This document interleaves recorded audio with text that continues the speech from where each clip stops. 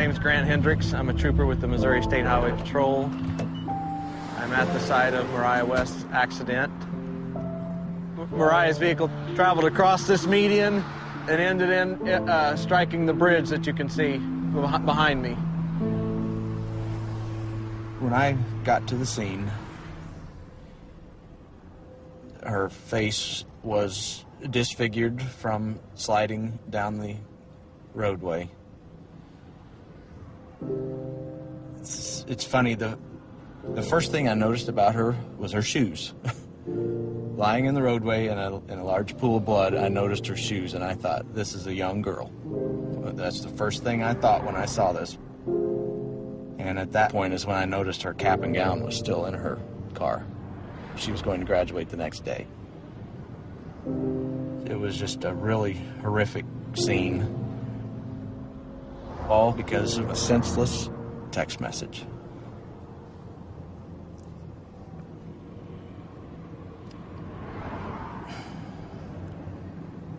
It's just sad. Sorry, it's just sad.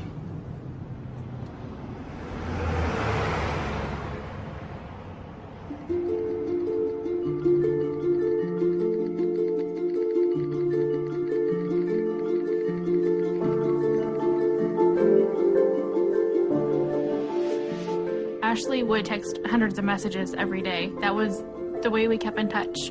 We would definitely text more than we talked. Mariah was a multitasker extraordinaire. She could text better than anyone I know. She could be having one conversation with me, completely focused, while having a text conversation with somebody else. When you do something 7,000 times a month, you tend to learn where those 26 letters are. We would be at school, at home, movies, bowling, driving. Not even looking at her phone. Just simple, insignificant, useless bullshit, whatever it may be. About anything and everything. Just a way to pass the time. It didn't matter where we were constantly texting.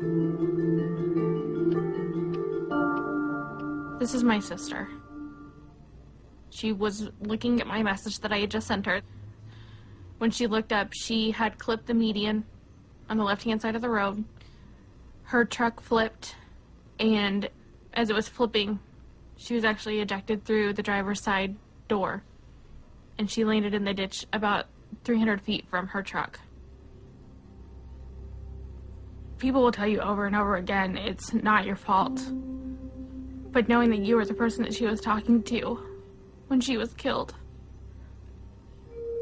Just knowing, having a highway patrol officer write in a report that a text message sent at 12:05 is the reason that she is dead is not something that will ever go away. If I could talk to her one last time, I would just say, I'm sorry.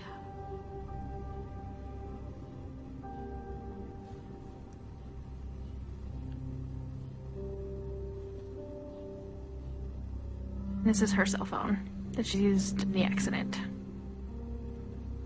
4 little letters. That's what killed her.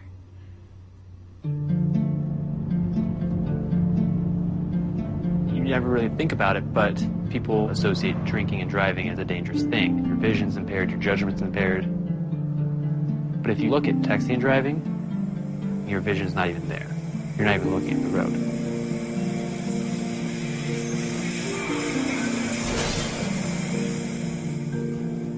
If someone were to ask me to drive down the road and close your eyes for 5 seconds or 6 seconds, I would never even attempt that.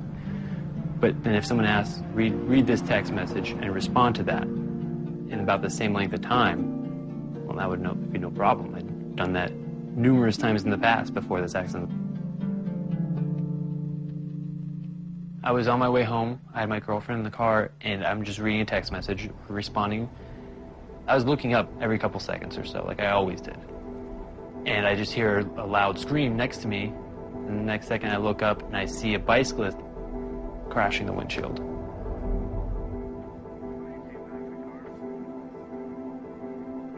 When I got out of the car, he didn't have a pulse, he wasn't breathing.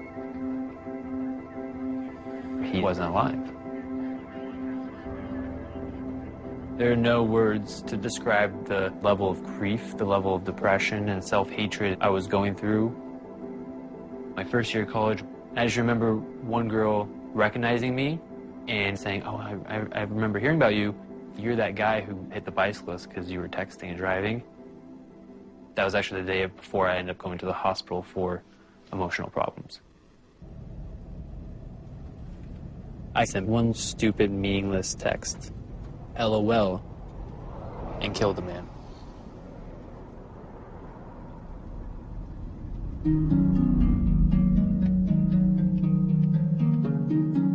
People don't realize it could just take 3 seconds.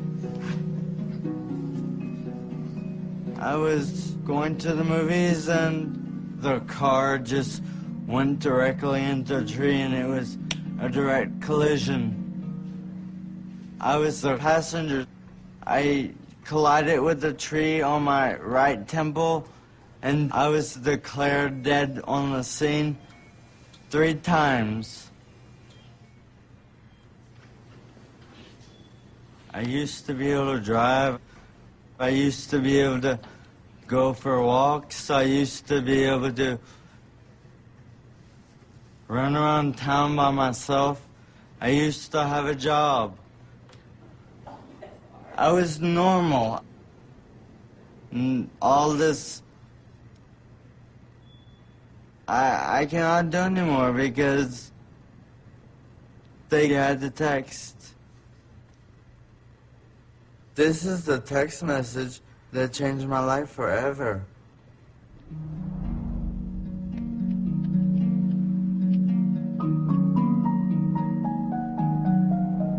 The day before her graduation, my daughter drove to go meet a boy, and she never made it. Today, she would have been 19 years old, exactly. Mariah never wanted a minute to go by that she wasn't doing something. She wanted to do everything all at one time with friends and family and just having a good time. That's what she loved. Friends would tell me from school that, you know, the best part of the day at school was Mariah coming down the hall because she'd stop to give everyone a hug.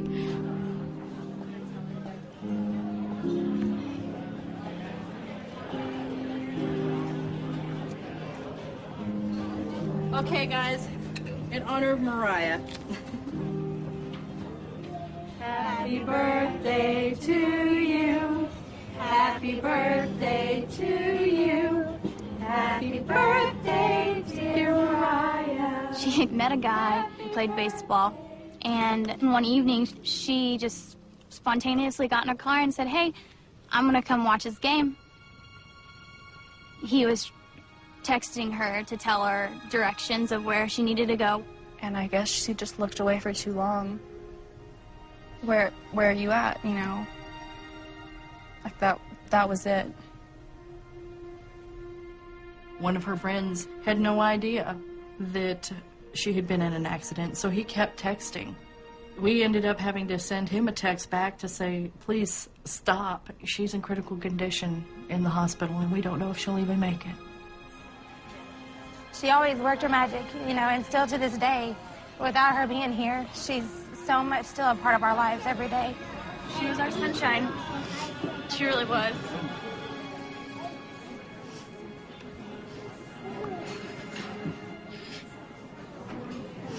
She was. It's a simple text message. Where are you at? 3 simple words. She paid the ultimate price for her actions. I've had to do this more than once. Mariah's not the only victim that I've dealt with. And it never gets any easier. And it won't get any easier. What is worth losing your life over? That text message?